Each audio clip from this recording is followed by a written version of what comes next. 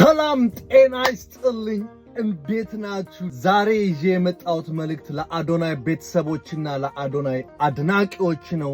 እንኳን ደስ አላችሁ፣ እንኳን ደስ አላችሁ።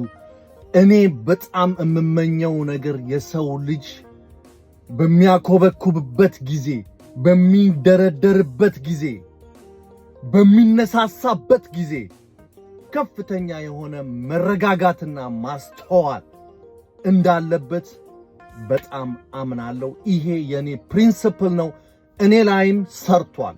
ለዛሬ ማንነቴ በተደጋጋሚ መታሰሬ ነው። አዶናይ በመታሰሩ በጣም ደስ ብሎኛል፣ በጣም ምክንያቱም አዶናይ ከረገጠው መሬት በላይ ህልም እንዳለው ሴንስ አርጌዋለሁ፣ ፊል አርጌዋለሁ። ያ ነገር እንዲሳካለት መረጋጋት ያስፈልገዋል፣ ማስተዋል ያስፈልገዋል፣ ወዳጅ ጠላቶቹን መለየት ያስፈልገዋል። ስለዚህ each individual ነጮችም ያምኑበታል፣ everything is happen for reason፣ ሁሉም ነገር ለበጎ ነው የሚባለው ነገር አለ። በመታሰሩ በጣም የተደሰትኩበት ነገር ምንድነው?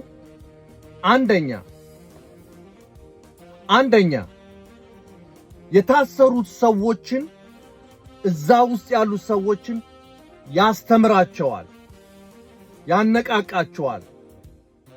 ዳግም ወንጀል እንዳይሰሩ መቀየር እንዳለባቸው፣ በዓላማቸው መሰገጥ እንዳለባቸው፣ ከሃይማኖታቸው ጋር መጣበቅ እንዳለባቸው፣ ራሳቸውን ቀይረው አገርን መቀየር እንደሚችሉ እሱም ከነሱ ብዙ ነገር ይማራል።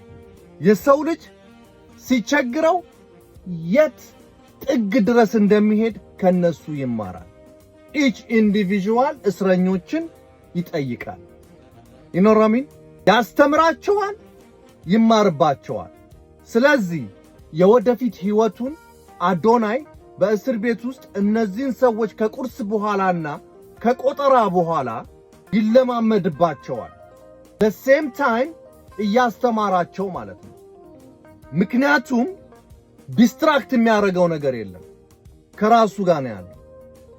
የወደፊት ህይወቱን ዲዛይን ያደርጋል። እንዴት መሄድ እንዳለበት፣ እንዴት መስበክ እንዳለበት፣ እንዴት ማስተማር እንዳለበት ከአቋቋም ጀምሮ ስቴጅ ላይ ወክ ከማድረግ ጀምሮ each individual ፕራክቲስ አድርጎ ይወጣል። ፈጣሪም ደግሞ እዛ ውስጥ እንዲማሩለት እንዲቀየሩለት የፈለጋቸው ሰዎች መኖሩን ደግሞ አትርሱ። ሰዎች አሉ አሁን እሱ የገባበት ውስጥ በአዶናይ እንዲቀየሩ ከላይ ነው ትእዛዙ። ይኖራሚ በተለያየ መንገድ ነገሮችን ማየት መልካም ነው። መንግስት ለአዶናይ ትልቅ ፌቨር ነው ያደረገለት። ጥፋት እንዳላጠፋ እነሱም ያውቃሉ፣ እኛም እናውቃለን፣ አዶናይም ያውቃል። አጠፋ ከተባለ ደግሞ በምክር በማስጠንቀቂያ የሚያልፍ ጥፋት ነው እንጂ ለእስር የሚዳርግ አይደለም። መንግስት አቅሙን፣ ጉልበቱን፣ ተስፋውን፣ ፊውቸሩን፣ የዋህነቱን፣ ደግነቱን፣ ታዳጊውን የመቀየር አቅም እንዳለው ስላመነበት ነው። ኦል ኦቨር ዘ ወርልድ ብትሄድ መንግስት የሚፈልገውን ሰው አስሮ ነው መክሮ ዘክሮ ለማህበረሰቡ የሚለቀው። በተለይ ተጽዕኖ ፈጣሪዎች።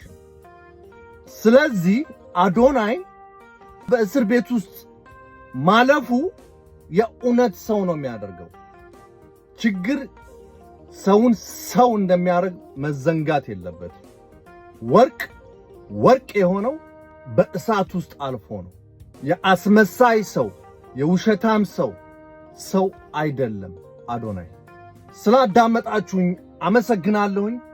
ህጋዊ ባልሆነ መንገድ ስደት የአካል ጉዳት ያመጣል፣ የስነ ልቦና ተጽዕኖ ያስከትላል፣ የሀገር ኢኮኖሚን ይነካል፣ የቤተሰቦችን ችግር፣ ስቃይ፣ ጭንቀት፣ ሐዘንን ያስከትላል፣ ሞትን ያስከትላል። ጤና ይስጥልኝ።